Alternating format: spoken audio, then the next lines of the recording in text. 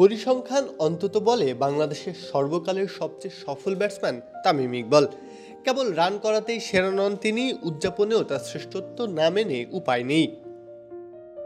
22 গজে এই dashing opener থাকা মানে ডান্সিং ডাউন দ্য উইকেটে এসে বোলারকে সীমানার ওপারে আশ্রয় ফেলা। তামিম মানে যে কোনো কন্ডিশনে যে কোনো বোলারের চোখে চোখ রেখে লড়ে যাওয়া। তামিম মানে নিন্দুকের সব বাঁকা কথার ব্যাট হাতে সহজ জবাব এবং খেপাটে সব উদযাপন। 15 বছর আগের কিশোর তামিমের এমনই একটি কীর্তি আজও বাংলাদেশ ক্রিকেটের পোস্টারের মতো। টেস্ট ক্রিকেটে কোনো বাংলাদেশি সেরা ইনিংস কোনটি তা নিয়ে হয়তো বিতর্ক হতে পারে, তবে সেদিন লর্ডসে তামিম বলে কয়ে যেই দুঃসাহস দেখিয়েছিলেন তা আর কেউ পারেনি। লর্ডসে প্রথম কোনো বাংলাদেশি সেঞ্চুরি এবং তারপর সেই ঐতিহাসিক উদযাপনের প্রেক্ষাপট ছিল আরও গভীর। সেই ছোটবেলায় বড় ভাই নাফিস ইকবাল খান একবার তামিমকে লর্ডসের গল্প বলেছিলেন।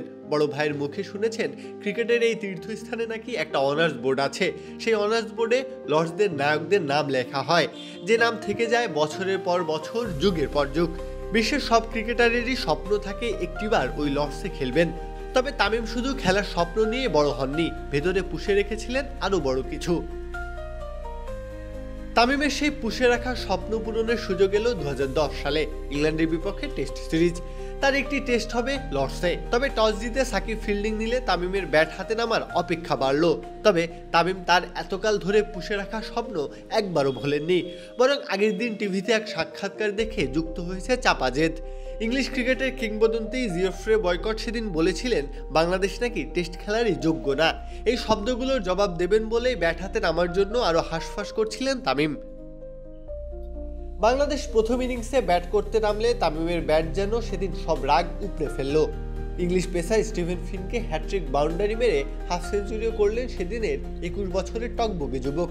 তবে 55 রানে রান আউট হয়ে ফিরে গেলেন প্যাভিলিয়নে, তারপর দ্রুত অল আউট হয়ে গেলে ফলো অনে পড়ে বাংলাদেশ। সেদিন সন্ধ্যায় মুশফিকের সাথে হাঁটতে হাঁটতে ওই অনার্স বোর্ডটার দিকে গেলেন তামিম। ওই বোর্ডটার দেখাশোনা করেন পিটকে সেদিন তামিম বলেছিলেন হাফ সেঞ্চুরি করলে নাম লেখেন না? পিট ভদ্রলোক সহজ জবাব দিয়েছিলেন, না, সেঞ্চুরি করলে তবেই নাম লেখা হবে।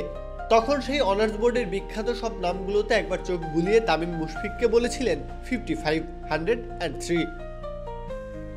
তামিম কেন সেদিন 103 বলেছিলেন সেটার ব্যাখ্যা তামিম নিজেও দিতে পারবেন না, তবে পরের দিন ঠিকই 103 রান করেছিলেন খান পরিবারের এই সন্তান।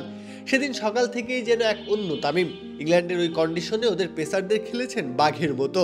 জেমস অ্যান্ডারসন, স্টিভেন ফিনদের যেভাবে খেলেছিলেন তখনই বোঝা যাচ্ছিল এটা তামিমের কাছে 8-10টা ম্যাচের মতো না।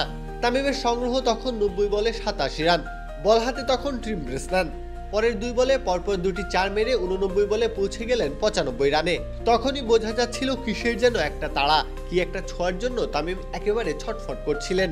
পরের বলটাতে 2 রান নিয়ে নিজের কাছে স্ট্রাইক রাখলেন।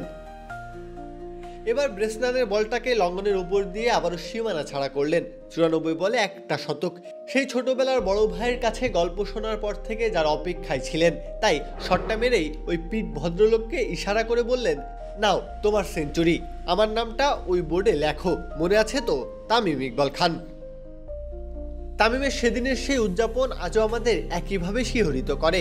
একটা 21 বছরের যুবক ইংলিশ পেসারদের লর্ডসে আশ্রয় ফেলছেন, সেই জিওফ্রে বয়কটের জবাব দিবেন বলেই, ওই অনার্স বোর্ডটায় নিজের নাম তুলবেন বলেই একটা সেঞ্চুরিও করে ফেললেন। তাই তো সেদিন পিট তামিমকে বলেছিলেন এই বোর্ডে অনেকের নাম আছে, তবে ঘোষণা দিয়ে নাম তুলেছেন এমন একজনই, সেটা তুমি। প্রত্যহ কাব্য, খেলা 71।